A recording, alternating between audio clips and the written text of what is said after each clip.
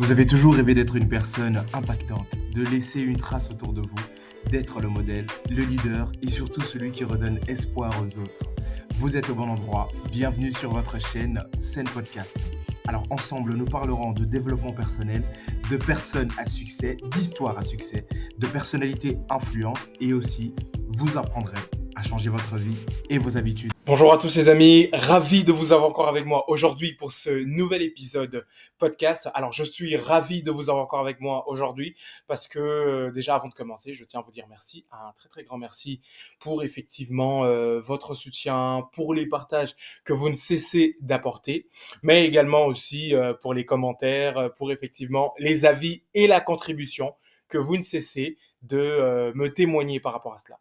Donc, comme on va continuer encore à l'accoutumée, si vous venez de rejoindre ma page, il faut savoir que nous avons un rite de donner effectivement des titres à nos épisodes, tout simplement. Alors, l'épisode d'aujourd'hui sera tout simplement une continuité de ce que l'on a déjà fait auparavant. Donc aujourd'hui, je vais plutôt parler du pouvoir de l'environnement, c'est-à-dire que l'environnement détermine votre futur. C'est aujourd'hui le thème que je vais aborder dans cet épisode podcast. Et je sais que certains d'entre vous vont peut-être se dire, mais comment est-ce que notre environnement affecte ou détermine en réalité notre capacité à pouvoir atteindre certaines choses ou à pouvoir réaliser un certain type de succès. Et je tiens déjà avant toute chose à vous dire que pour que vous ayez vous-même la pleine conscience que votre environnement détermine ou pas le type de réussite que vous devez avoir, la première chose que vous devez faire, c'est le premier conseil, et si vous avez un carnet de notes, je vous invite effectivement à le noter, c'est d'avoir la prise de conscience de la situation dans laquelle vous vous trouvez.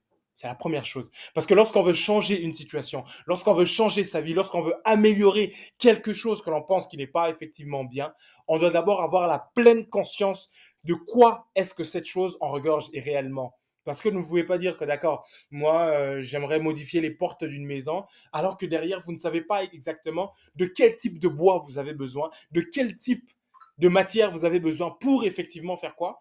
Tout simplement changer cette porte-là. Et la première chose que vous devez faire déjà, c'est d'avoir la pleine conscience de votre situation actuelle.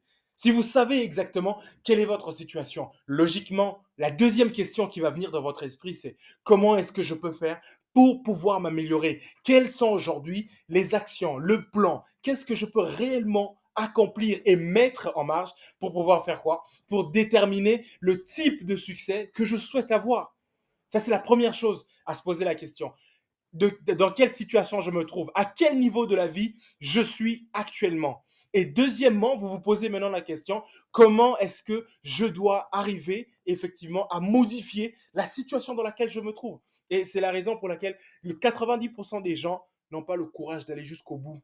Parce que tout simplement, ils ont peur du changement. Ils ont peur tout simplement de sortir de leur zone de confort. Mais il faut savoir une chose que dès l'instant où vous avez la pleine conscience de la situation dans laquelle vous vous trouvez, à partir de là, vous allez établir un plan. Et ce plan-là va découler de quoi? D'une vision au préalable. C'est pour ça que je vous dis tout le temps, quand vous écoutez ou regardez mes podcasts, référez-vous toujours aux épisodes premiers. Qu'est-ce que je veux dire par là? La vision, une fois que vous avez la vision vous fait prendre conscience de la situation dans laquelle vous vous trouvez. Une fois que vous avez la pleine conscience de la situation dans laquelle vous vous trouvez, logiquement, vous allez établir un plan. Et ce plan-là d'aboutir à quoi? À une forme de motivation. Et cette motivation n'est possible qu'avec la discipline. Mais déjà, je ne vais pas essayer de revenir pour faire un effet redondant par rapport à cela. C'est juste pour, si vous êtes nouveau sur ma chaîne, c'est pour vous expliquer le concept et les thèmes que j'aborde au préalable. C'est-à-dire que mes épisodes ont une certaine corrélation les unes aux autres. Et donc, le premier point que j'aimerais vraiment que vous puissiez retenir déjà dans ce processus environnemental qui impacte votre succès, c'est d'avoir la pleine conscience de la situation dans laquelle vous vous trouvez. Ça, c'est un. Parce que vous ne pouvez pas changer quelque chose dont vous ignorez absolument l'origine, dont vous ignorez absolument la présence, dont vous ignorez absolument, c'est-à-dire l'existence même. Une fois que vous avez conscience de qui vous êtes, de ce que vous devez faire, de ce que vous devez changer, c'est à partir de là que vous prenez la ferme résolution de pouvoir améliorer votre vie. Mais si vous êtes incapable même de vous asseoir et d'accepter que les conditions dans lesquelles vous vous trouvez actuellement ne correspondent pas à la vie que vous souhaitez avoir, alors là, je tiens à vous dire que vous n'irez jamais loin dans le processus du succès. Ça, c'est le premier point. Avoir la pleine conscience qu'effectivement, il y a un problème. Et quand on a la pleine conscience qu'il y a un problème, on commence par faire quoi? Par créer un plan. Et dans ce plan-là, vous devez créer un environnement de succès, un environnement de réussite, un environnement qui vous permet à vous d'aller vers le succès. C'est pas pour rien que les athlètes, certains athlètes, pourquoi est-ce qu'ils tombent de leur piédestal? C'est parce que tout simplement, il arrive à un moment où les athlètes sont mal entourés. Il arrive à un moment où les athlètes sont mal conseillés. Il arrive à un moment où les athlètes ont juste des agents bidons. On connaît tous des athlètes, des chanteurs, des musiciens, pardon, et des acteurs qui ont claqué leur carrière juste comme ça, parce qu'il n'y avait pas le bon entourage, parce qu'il n'y avait pas de bons conseils, parce qu'il n'y avait pas de bonnes personnes autour d'eux. Et ce qui fait qu'effectivement, ces personnes ont fini par ce qu'on appelle le terme sombrer. Combien de stars hollywoodiennes étaient très proliférées, étaient des étoiles vraiment très montantes, mais aujourd'hui se retrouvent mortes ou mortes avant l'âge. Parce que quoi? Ils ont tout simplement goûté à la cocaïne, ils ont goûté à la drogue, ils ont goûté au crack, ils ont sniffé des choses. Parce que tout simplement, leur environnement ne correspondait pas au type de succès que eux voulaient. Et je tiens à vous dire une chose, et vous devez le retenir et le noter maintenant. Les personnes qui ont des ambitions et les personnes qui n'ont pas d'ambition, vous ne marchez pas dans le même calendrier. Il faut le savoir. Vous n'avez pas le même calendrier que ceux qui n'ont pas d'ambition. Parce qu'une fois que vous avez de l'ambition, une fois que vous avez établi une ligne de conduite, c'est-à-dire un projet, un objectif fixe que vous voulez atteindre, sachez dès le départ que votre vie et la vie des personnes qui ne cherchent rien devient tout simplement dissociée. Et vous devez l'accepter. Vous devez accepter que vous allez vous séparer de certaines personnes. Vous devez accepter que dans votre environnement, tout le monde ne peut pas rester. Tous les amis ne sont pas des amis à pouvoir voler avec vous. Parce qu'il y a un motivateur que j'ai, bon, c'est pas un motivateur, c'est un acteur, tout le monde le connaît, Tyler Perry, qui disait tout simplement récemment que certaines personnes viennent dans notre vie pour une saison précise. Une fois que ces personnes disparaissent, nous devons accepter et continuer notre course. Mais si nous ne sommes pas capables de laisser partir ces personnes, c'est-à-dire que notre vie est comme une montée d'une fusée. La fusée, tout simplement, quand vous commencez à monter, eh ben, il y a des éléments, il y a des particules, il y a une partie de la fusée, des pièces qui se détachent.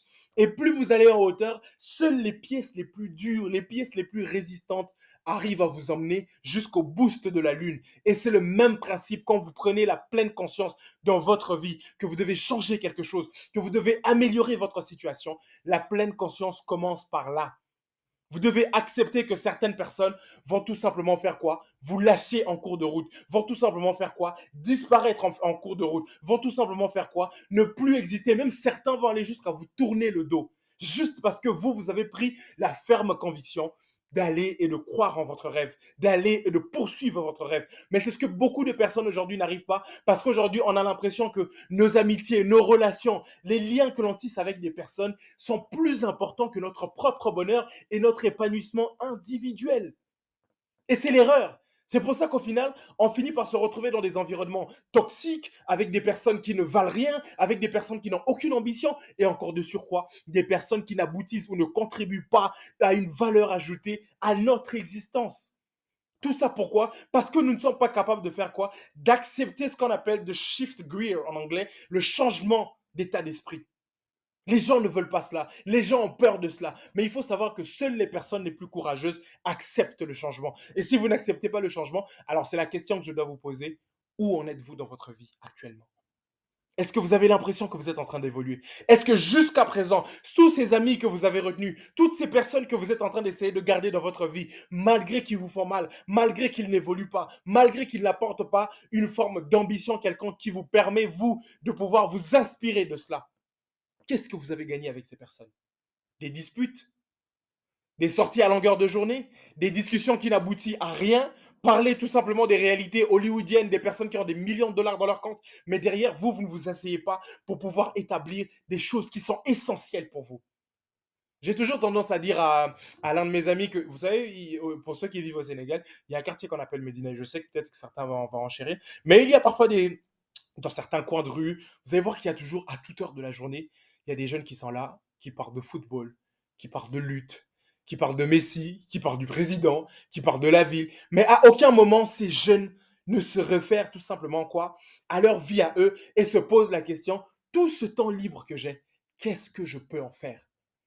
La dernière fois, je vous ai parlé dans le pouvoir des habitudes. Je vous ai tout simplement dit qu'aujourd'hui, nous sommes devenus des esclaves des téléphones. Parce que dès qu'on se réveille, on a nos téléphones devant les yeux.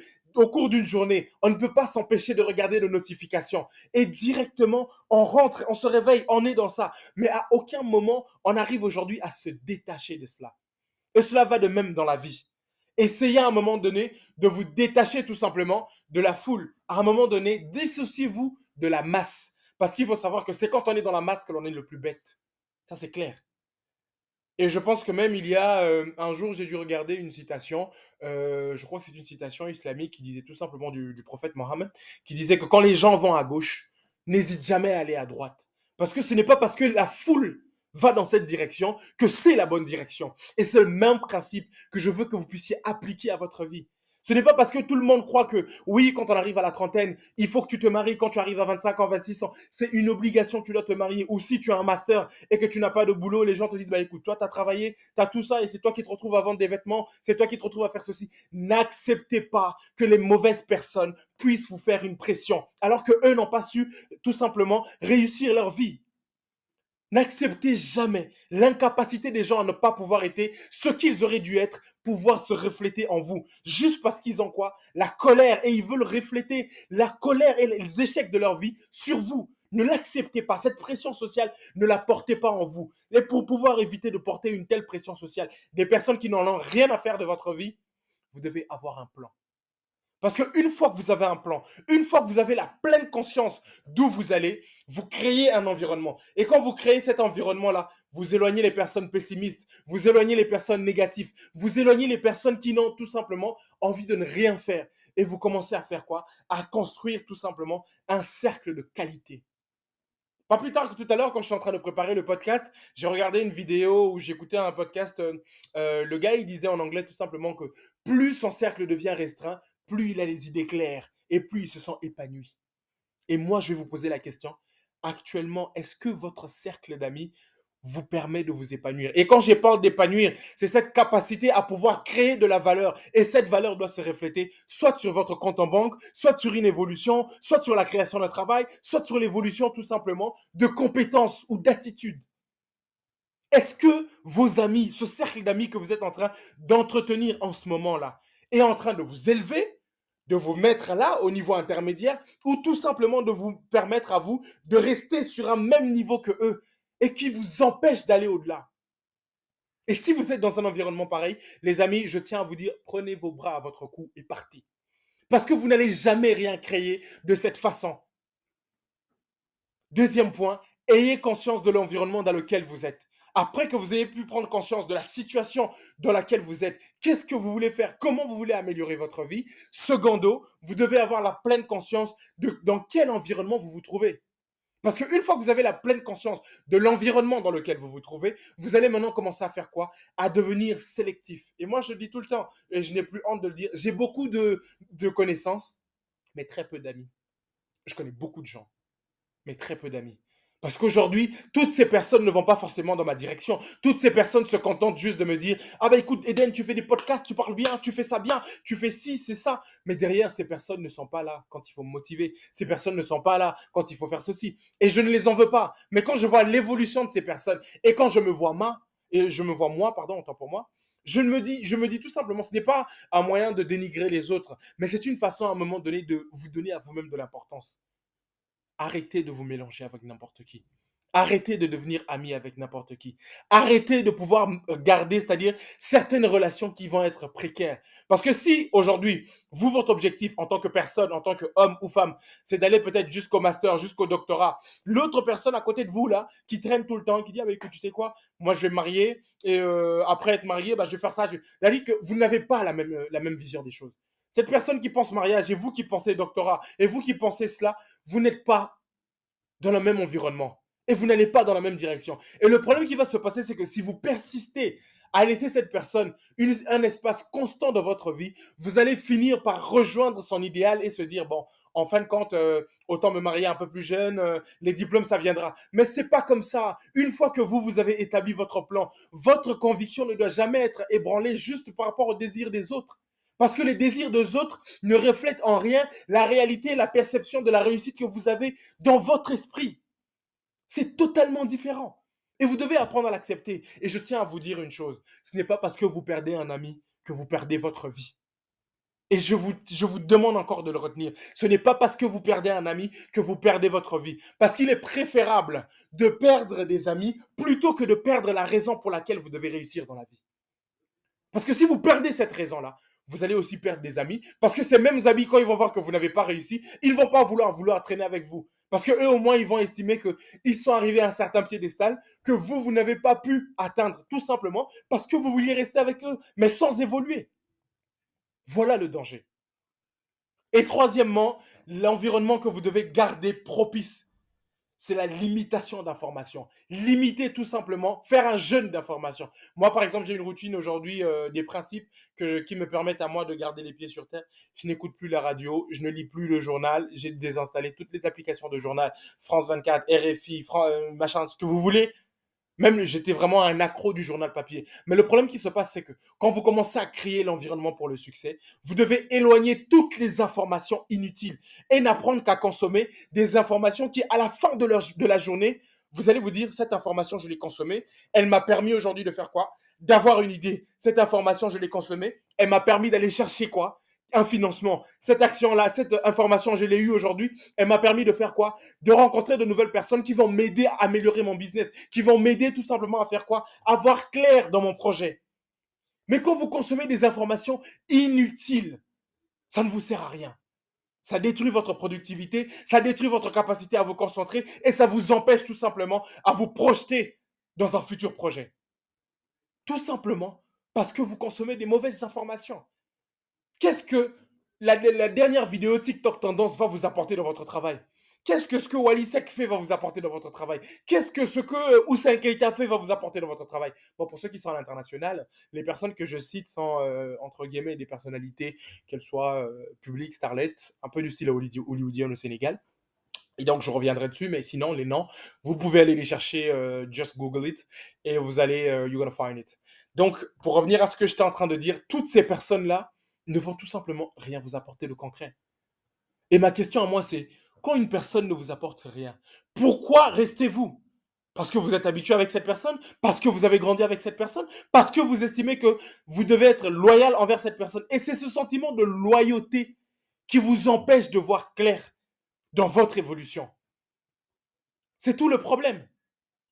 Vous consommez des informations dans les réseaux sociaux qui n'aboutissent à rien. Vous allez regarder la vidéo HDN, vous allez passer du temps sur TikTok, du temps sur Instagram, du temps sur Facebook. Mais toutes ces informations-là, qu'est-ce qu'elles vous apportent? Est-ce que vous les consommez pour que vous puissiez à la fin de la journée les redistribuer en tant que valeur ajoutée ou tout simplement comme étant des sujets de papotage? Et si vous êtes encore à cette étape-là, je tiens à vous dire, les amis, au moment où vous êtes en train de regarder ce podcast, vous devez maintenant faire sonner la cloche. Parce qu'il est temps que vous puissiez changer. Parce qu'il faut savoir que chaque petite décision que vous prenez va impacter votre futur. Vous pouvez prendre une décision aujourd'hui, mais la conséquence ne sera pas dans 2 jours. La conséquence sera bien après. Et vous en aurez conscience après. Pendant que les autres vont en boîte de nuit, etc., vous vous asseyez chez vous, vous essayez de regarder, vous apprenez comment est-ce que l'intelligence artificielle marche, comment est-ce que le côté business analytique marche, comment est-ce que ça, comment.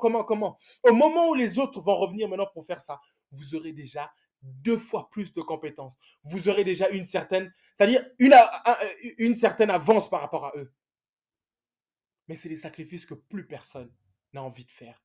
Juste parce que quoi? On se dit que l'environnement dans lequel je suis, c'est un environnement de suffisance. Et donc, j'aimerais juste partager encore 2 dernières choses avec vous. Si vous devez choisir un environnement dans lequel vous devez être, premièrement, vous devez toujours être dans un environnement où les personnes qui sont autour de vous vous inspirent. Impérativement. Vous devez trouver ce qu'on appelle en anglais des rôles modèles. Si vous trouvez ces rôles modèles, ce sont tout simplement des personnes qui ont accompli ou qui sont passées par le chemin que vous voulez atteindre. Et ces personnes-là vont vous servir de guide, de canal et d'inspiration.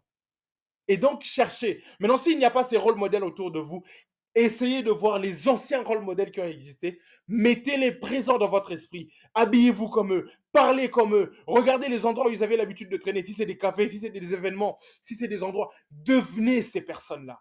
Vous devez impérativement apprendre à avoir tout simplement des mentors dans votre esprit. Parce que si vous n'avez pas des mentors dans votre esprit, à un moment donné aussi, ça va être compliqué. Vous devez impérativement chercher des personnes qui tout simplement fait quoi? Vous guident dans la manière de faire, dans la manière d'agir, dans votre comportement. Je crois que j'en parlais aussi avec une amie tout simplement récemment pour elle me demander mais comment tu fais pour parler, pour faire ceci, pour faire cela. Je lui dis qu'à un moment donné aussi, il faut avoir ce qu'on appelle des représentations dans son image. Et juste pour finir, j'aimerais vous donner 2 éléments, ou 3 même, que j'ai pu tout simplement retirer du motivateur Les Brown, qui disait dans le premier temps que vous devez vous entourer des personnes inspirantes, des personnes qui vous inspirent, des personnes qui vous poussent à vous donner au maximum. Vous devez impérativement vous tourner vers ces personnes-là. Et deuxième point, vous devez tout simplement apprendre ce qu'on appelle le OQP, Only Quality People. Vous devez impérativement savoir qui doit rester dans votre cercle, qu'est-ce que cette personne apporte. Ce n'est pas être magnanime ou calculateur, c'est tout simplement créer un environnement sain qui correspond à votre identité, à votre évolution. C'est pour ça que tout le monde n'aime pas se mélanger. Vous imaginez des personnes qui ont fait de très très longues études, qui ont sacrifié beaucoup de choses et vont venir se mélanger avec des personnes qui portent de Café Touba, de Balaguer ou de Luther? Bah, absolument pas. Ils vont rester avec leurs semblables. Et encore les amis, dernier point que j'aimerais tout simplement, c'est que vous puissiez aujourd'hui limiter les informations que vous entendez sur les réseaux sociaux parce qu'ils ne vous aboutissent, ils ne vous donnent absolument rien de très intéressant. Donc les amis, voilà ce que j'avais aujourd'hui à cœur à partager avec vous et j'espère sincèrement que vous allez pouvoir appliquer ces conseils, que vous allez pouvoir partager cela et surtout que vous allez commencer à définir l'environnement qui correspond à votre succès. À très bientôt. Ciao.